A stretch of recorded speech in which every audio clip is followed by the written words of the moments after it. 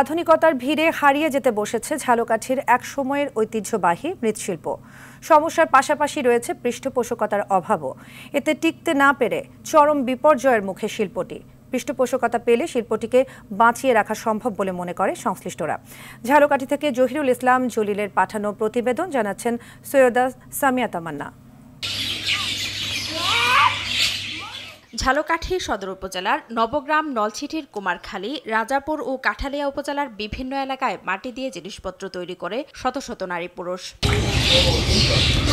তবে আধুনিকতার ছোঁয়ায় প্লাস্টিক ও মেলামাইন পণ্যের ভিড়ে প্রতিযোগিতায় টিকতে পারছে না শিল্পটি। 5 বছর আগেও যেখানে 200-রও বেশি পরিবার এই শিল্পে জড়িত ছিল, এখন সেখানে 10 থেকে 12টি পরিবার আছে। মাটি ও জ্বালানির দাম বৃদ্ধি ও চাহিদা না থাকা সহ নানা কারণে পেশা ধরে রাখতে পারছে না তারা। অনেকেই জীবিকার তাগিদে পেশা বদল করেছে।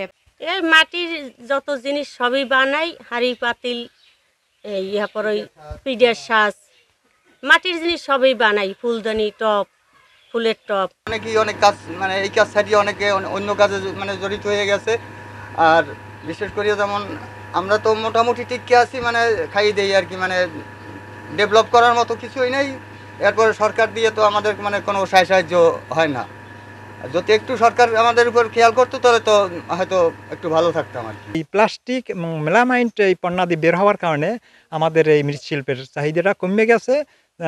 আমরা এই পূর্বপুরুষের যে কাজটা ধরিয়ে রাখছি, মোটামুটি আমরা যেটা অন্য কাজ শিখি নেই, এই কারণে এটা ধরিয়ে রাখার কারণ। মেলামাইন এবং প্লাস্টিক বাইরে আমাদের এই মৃৎশিল্প খুবই বিলুপ্তির পথে চলে। এই এক সময় খুব মৃৎশিল্পের চাহিদা ছিল, এখন বিলুপ্তির পথে খুব কম চলতেছে।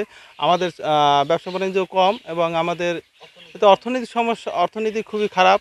হাজার বছরের ঐতিহ্য এই মৃৎশিল্পকে টিকিয়ে রাখতে প্রশিক্ষণ ও আর্থিক সহায়তা দেওয়ার আশ্বাস দিয়েছেন বিসিকের এই কর্মকর্তা। আধুনিক টেকনোলজির ব্যবহার না করার কারণে এই শিল্পে কিছুটা বিলুপ্ত হয়েছে, বাট এইটার কিন্তু অন্য রকমের একটা ইম্পর্টেন্স আছে।